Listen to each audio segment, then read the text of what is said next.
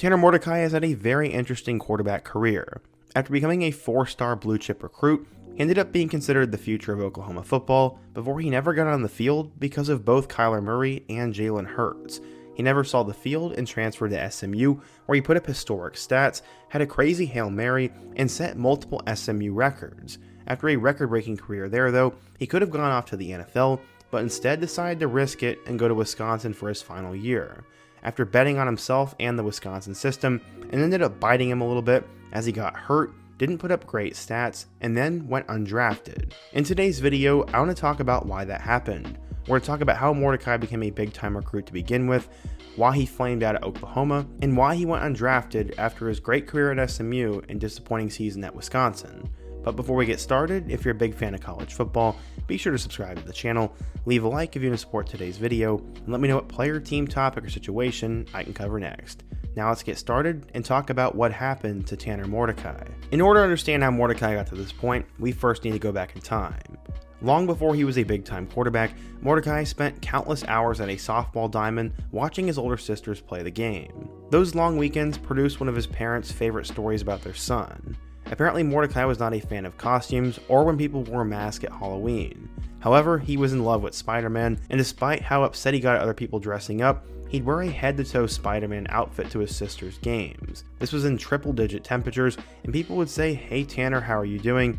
And his father recalled with a laugh, he'd say, "I'm not Tanner, I'm Spider-Man." While it may seem like a pointless story to introduce the video to, this basically sets the tone that from an early age, Mordecai did not have trouble doing his own thing and being more of a goofball. He grew up in the sports-loving city of Waco, Texas, and eventually went to Midway High School, which was less than 10 miles from Baylor. The family had a couple of rules that they stuck to, as it was work before play and dinner at the table whenever possible. Eventually, Jeff Holm became Mordecai's coach at Midway, and after his sophomore year, one of his first acts as coach was to bring in a ping pong table into the locker room and see how his new team competed. Mordecai would never let himself get beaten, and that led to long matches between the coach and his new quarterback. This was the same coach who coached NFL quarterback Derek Carr and a dozen other Division I quarterbacks.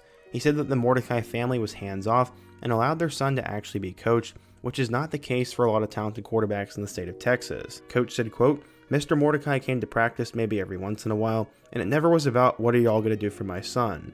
It was always, hey coach, if you need anything, let me know, and if Tanner gets out of line, let me know," which obviously never happened. Tanner would continue to work hard, develop, get offers, and win over coaches and scouts, and it would pay off on the field. As a junior, Mordecai threw for 1,700 yards and 13 touchdowns, and also ran for 500 yards and 8 scores on the ground. Now it was time to pick his school before his senior year came around. He ended up deciding to commit to the Oklahoma Sooners, and this was somewhat of a surprise. His recruitment was mostly under the wraps, and many considered him a Baylor lock. By the time early May came around, Oklahoma had clearly shifted the trajectory of his recruitment though. As his recruiting star rose, his parents' guidance would help him keep and pay attention, and he eventually made his own decision, and while the natural pull was Baylor, he just didn't feel the same way.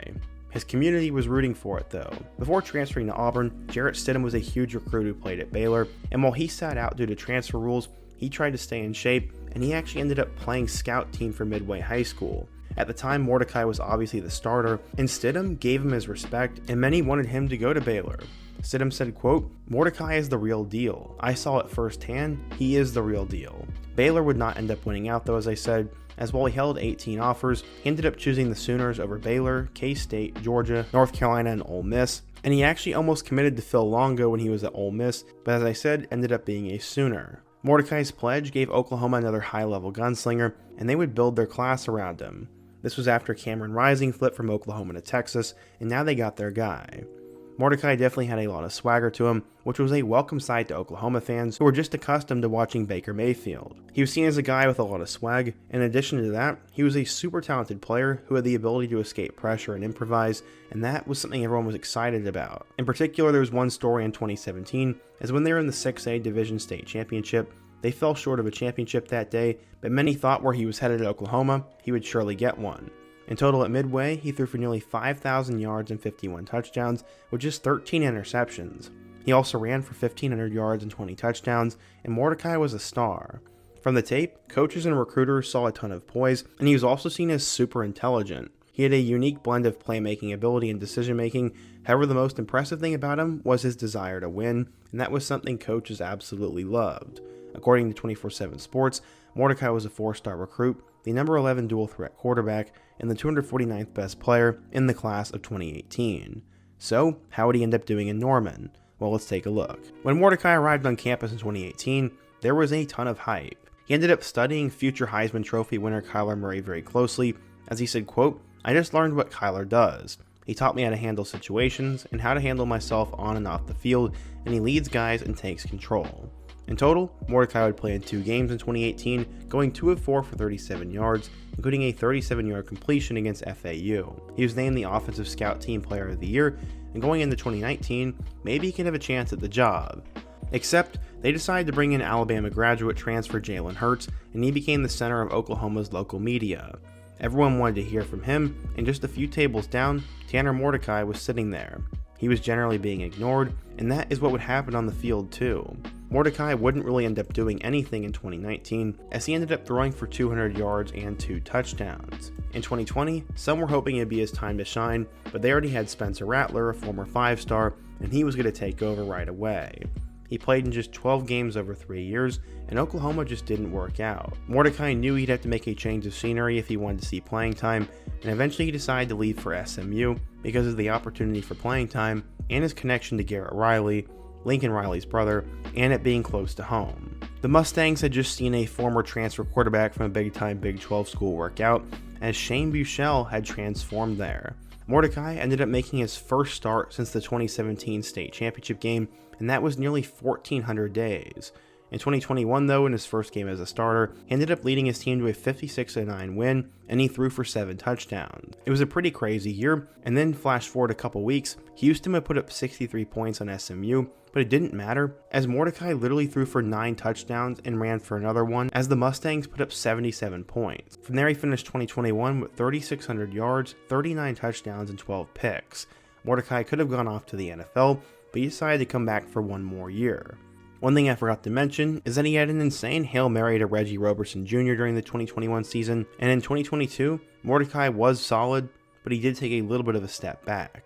In total, he ended up throwing for 3,500 yards with 33 touchdowns and 10 interceptions. He had a couple of noteworthy performances, but seemingly in their biggest games, he kind of floundered. After that, he became SMU's career leader in touchdown passes and definitely lived up to his 4-star status, as he ended up having 72 touchdowns in 2 years and did a lot of that despite battling a rib injury in a couple of games. After his stellar career at SMU, he was ready for the next step.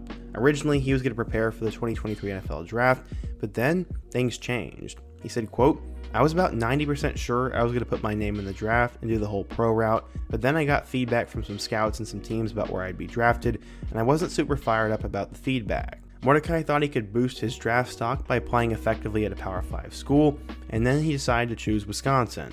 They needed a new quarterback, Luke Fickell had taken over, and remember, he really liked Phil Longo. He said, quote, "It was kind of an opportunity and a fit that I thought I shouldn't pass up." Phil Longo was a guy that everybody really respected, as he had just produced both Drake May and Sam Howell. Could he do the same with Mordecai?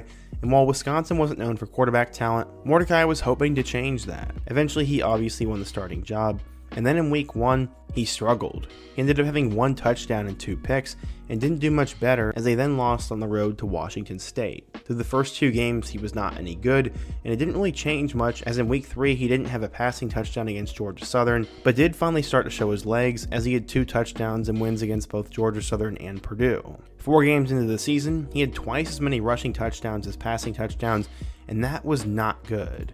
He was supposed to be a quarterback who was going to air it out, and this was the same guy who had 72 touchdowns in just 2 years.